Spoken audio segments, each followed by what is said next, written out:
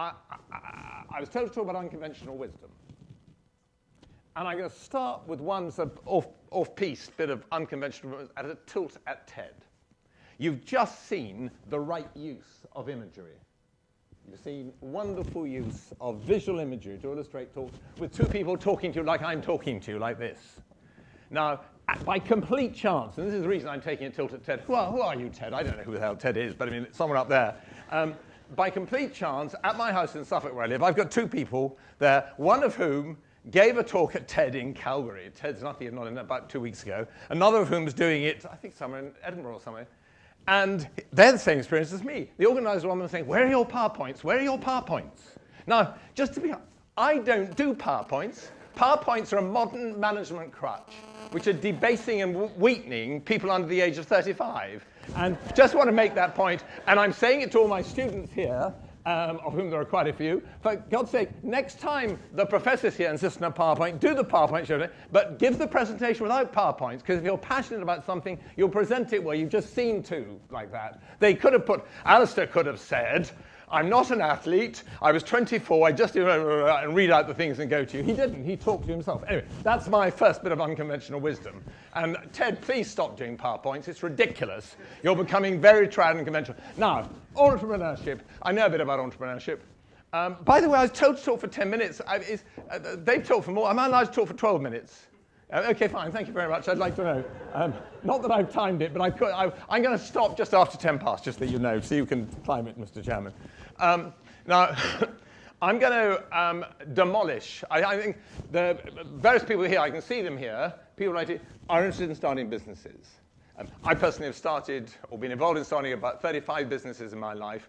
And I think there is a lot of crap talked about entrepreneurship and businesses, and I want to raise 4 myths. There are others, but I 10 minutes, 12 minutes, 4 myths. I just want to tell you, I'm going to go through each one. First is the myth that you start a business because you want to become like Bill Gates, you want to be a billionaire. That's number one myth. Second myth is, I can't start a business because I haven't got the big idea. Third myth is, hey, starting a business is the ultimate risk. Oh, terrifying, off the edge of a cliff.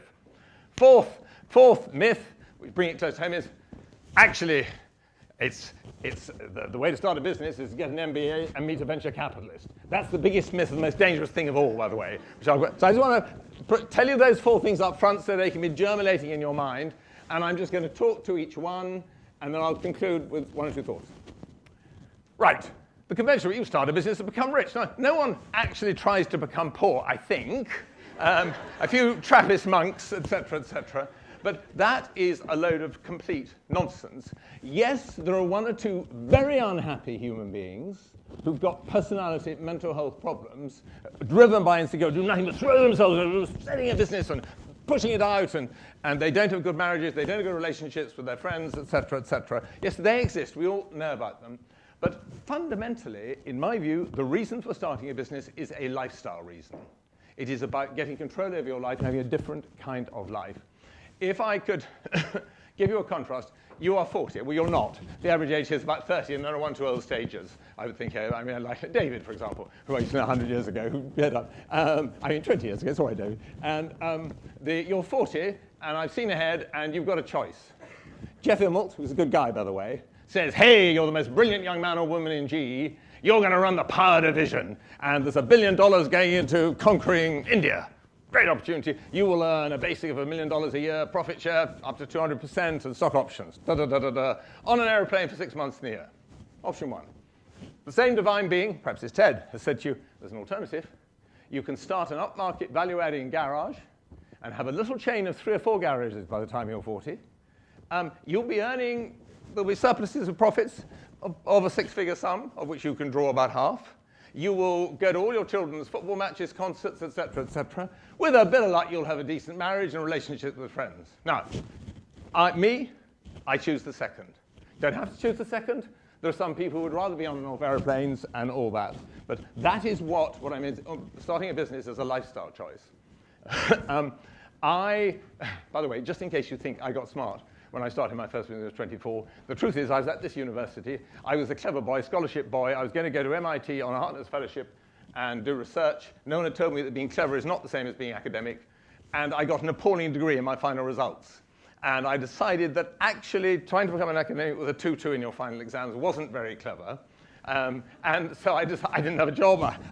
So I started a business. That's why I started a business. And I discovered it was just, I just want you to know, I didn't take my own medicine, if you see what I mean. I just forced into it. But God, am I glad I did. I have 4 sons. I think it is true. They're normal people. They sort of play soccer. We're very into music, so I nearly became a professional musician. I have only missed, and I'm not exaggerating, 1 football match or games thing my sons have been representing their school in or anything else. Got 4 sons, think about that. I have never missed to meet the teachers, and I have never missed a concert any of them are playing with. I mean, they're not that good, by the way, so there aren't many concerts. but just, if you meet any of my children, Christ, I'm running out of time. Sorry, let's stop. So that's number 1. 2, the big idea. People say, I can't, I don't have a big idea. That is absolute nonsense. If you hadn't been a nuclear physicist and you've got an idea of blowing up the world, well, fine, and you can patent it, maybe.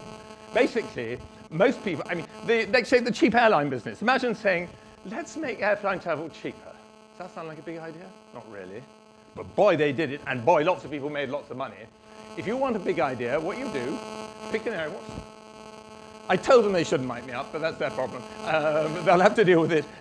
If you want an idea for a business, think of some area that is socially useful, which people need, preferably one that isn't sexy.